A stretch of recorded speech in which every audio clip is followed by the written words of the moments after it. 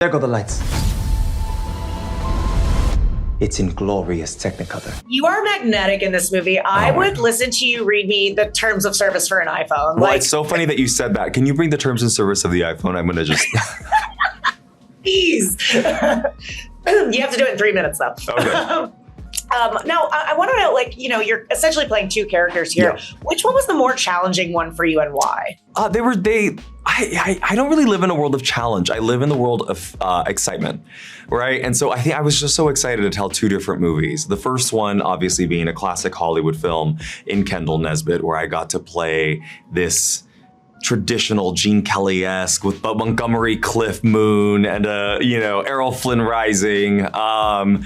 And so that was a really fun and nailing this mid-Atlantic moment, nailing that accent, figuring out ways of masculinizing in my face.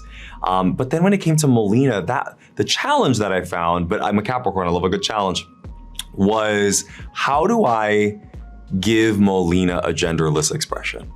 That was my mission statement. And in order to accomplish that, I had to lose 45 pounds in about 50 days. No, this isn't a commercial for Ozempic. I did it the old-fashioned way. But no, it was really great to be able to get there.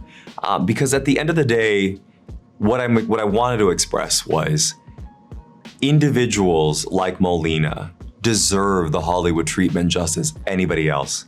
And why can't they be the heroes of their own story, especially in a time when they are being demonized? Right. And I mean, honestly, you know, watching this movie, it is a different time, but how do you think or feel that it is relevant in today's world? You know, I think that there's a lot of themes that are happening within our film that are relevant.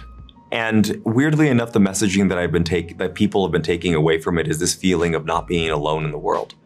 This feeling that in our vulnerability, we are able to connect with each other again. Molina didn't fall in love until they dropped all of the facades. And same thing with Valentine. They had to strip away these mythological differences in order to actually come to the conclusion that they need each other. Humans don't live outside of a world of stories, so what stories are we telling ourselves? Right. I am obsessed with you now, so I want to know what your dream role is. Yes. Okay, what's going on? All right. What is your dream role? I think I played it. Okay. I got to play multiple people in this, and it was my first time as one of the leads in a major motion picture, and I felt like I was living that fantasy. But before anything else, I love to transform. I absolutely love to transform. So the next thing that I would love to do is like a villain or in a sci-fi or the romantic lead in something. I just want to be able to completely disappear and people to be like, wait, that guy's in the same movie? Like even with Carry On, I tell the people that I'm in Carry On, they're like, wait, you were in that? You know? Yeah. What's like the number one skill you think you picked up as a result of working on this film? Because you had to do probably a bunch of things you haven't done before. Well, I mean, I had some dance training, but I do think that there was a lot. I went through Broadway boot camp here. And actually, I think this is embarrassing to admit, but like my confidence went up because I think especially with musical theater, I didn't know, it was always my secret dream to be inside of a musical, especially a movie musical.